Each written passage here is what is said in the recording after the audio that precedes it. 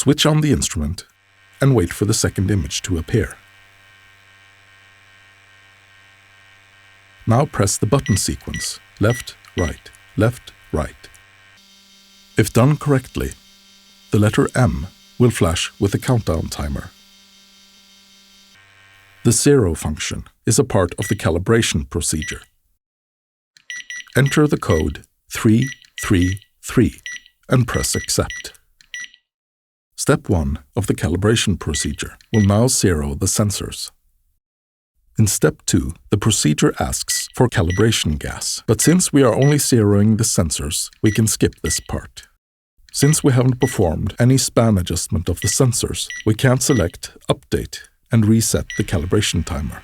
Select Save Only to save the new zero values for the sensors.